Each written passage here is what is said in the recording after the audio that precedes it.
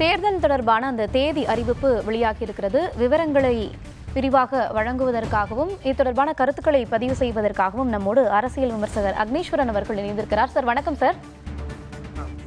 Sir 5 மாநிலங்களுக்கான அந்த தேர்தல் தேதி அறிவிப்பு வெளியாகி இருக்கிறது. தமிழகத்தை பொறுத்தளவில் 234 தொகுதிகளுக்கும் ஒரே கட்டமா தேர்தல் தேதி அறிவிக்கப்பட்டிருக்குது. தேர்தல் களம் எப்படி இருக்கும் இதற்கு பிறகு அப்படின்னு எதிர்பார்க்கலாம் சார்?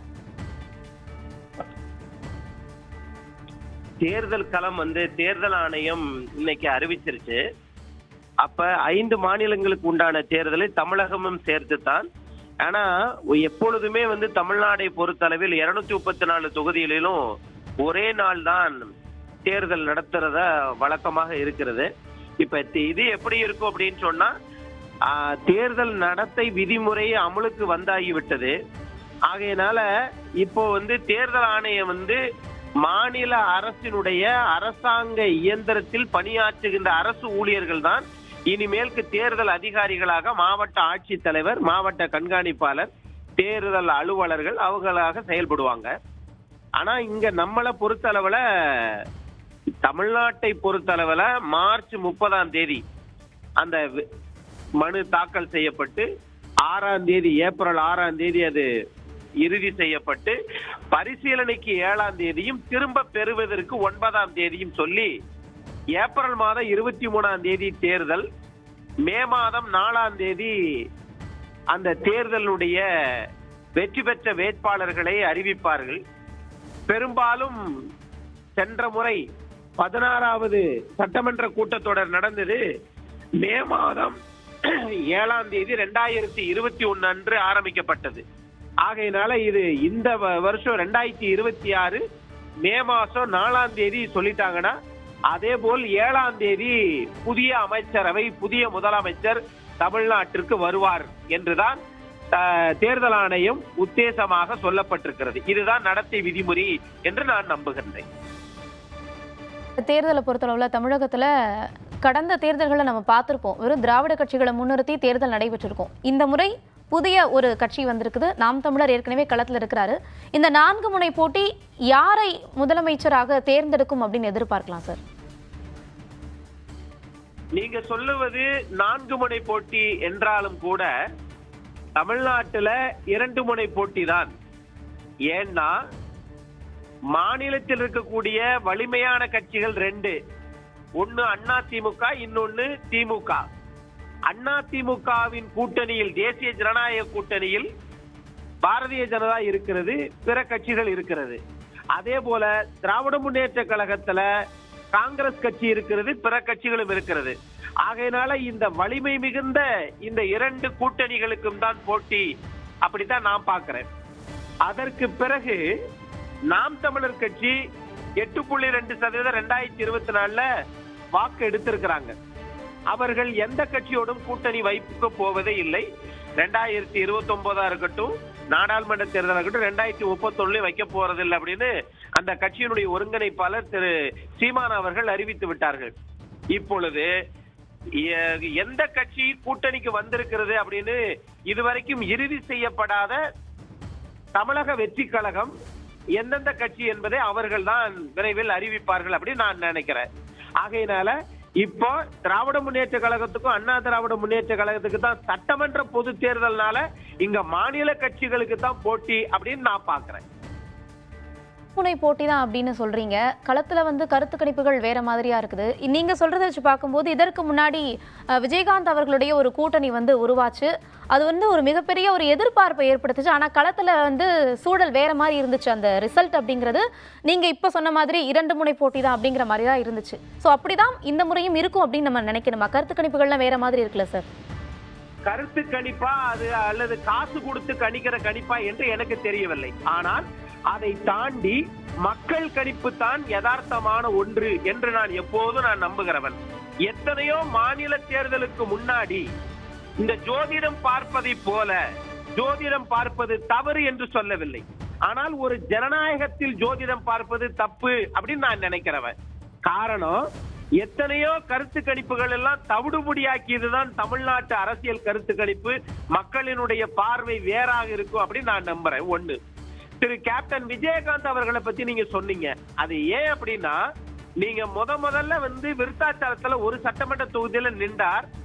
அதற்கு பிறகு அண்ணா திராவிட முன்னேற்ற கழகத்தில் கூட்டணி வைத்து 41 சீட்டுகள் வாங்கி அதுல 29 சட்டமன்ற உறுப்பினர்களை வெற்றி பெற செய்து தமிழ்நாட்டின் ஒரு சட்டமன்ற உறுப்பினராக சென்ற கேப்டன் விஜயகாந்த் அவர்கள் அடுத்த சட்டமன்ற தேர்தலில் அவர் 29 சட்டமன்ற உறுப்பினர்களை பெற்று எதிர்க்கட்சி தலைவராக வந்தார். அப்படி எதிர்க்கட்சி தலைவராக வந்ததற்கு காரணம் அதிமுகவினுடைய கூட்டு வைத்து தேர்தல் களத்தை சந்தித்ததனால்தான். கலைஞர் அவர்களும் எதிர்பார்த்தார் கேப்டன் விஜயகாந்த் அவர்களை. ஆனால் அம்மையார் ஜெயலலிதா அவர்கள் அது மிகவும் சாதுரியமாக கேப்டன் விஜயகாந்த் அவர்களை தன் அணிக்கு கொண்டு வருவதற்கு அன்றைக்கு 2 கட்சிகளும் பாடுபட்டு அந்த கூட்டணியை அமைத்தார்கள். கேப்டன் விஜயகாந்த் எதிர்க்கட்சி தலைவராக வந்தார். புரட்சி தலைவர் எம்ஜிஆருக்கு பிறகு தமிழ்நாட்டில் முதலமைச்சராக வர முடியாவிட்டாலும் ஒரு எதிர்க்கட்சி தலைவராகவாவது கேப்டன் விஜயகாந்த் அவர்கள் வந்ததற்கு காரணம் அகில இந்திய அண்ணா திராவிட முன்னேற்ற கழகம் என்பது அரசியல் பார்வையாளர்களுக்கு தெரியும்.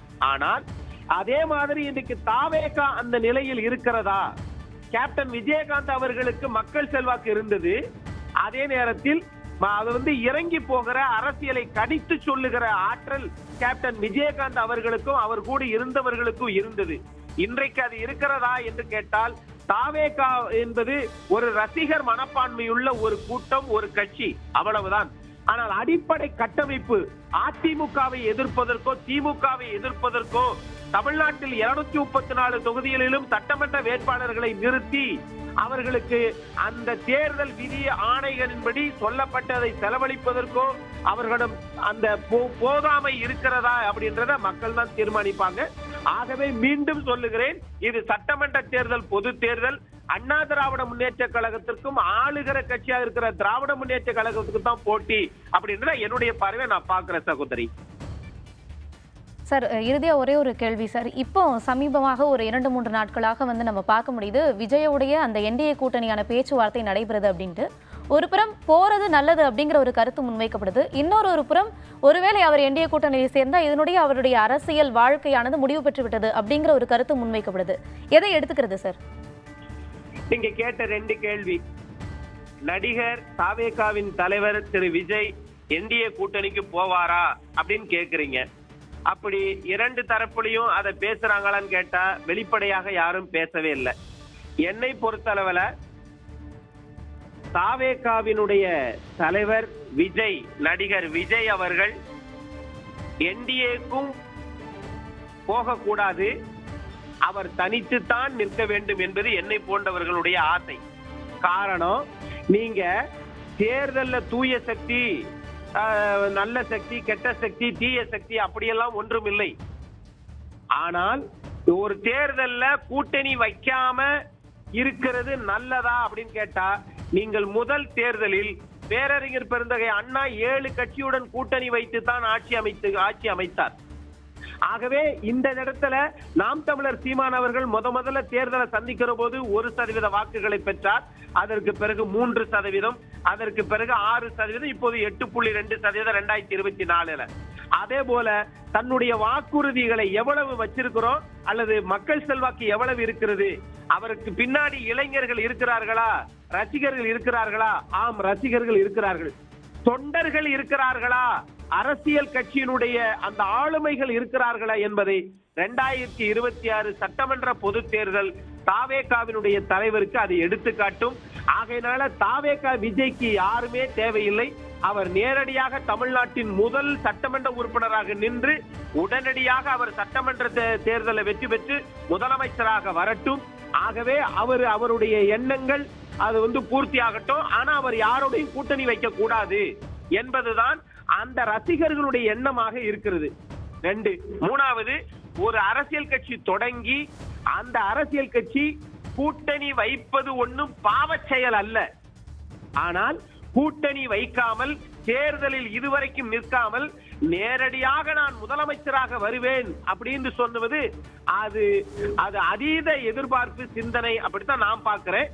ஆகவே தாவேகாவினுடைய தலைவர், தாவேகாவினுடைய தொண்டர்கள் விஜயை முதலமைச்சராக பார்க்கிறார்கள். ஆகவே அவர்கள் தனித்து நின்று முதலமைச்சராக வரட்டும், யார் கூடனும் கூட்டணி வைக்காமல் இருந்தால் அது நல்லது என்று நான் எதிர்பார்க்கின்றேன். இணைப்பில் வந்து கருத்துக்களை தெரிவித்தமைக்கு மிக்க நன்றி சார்.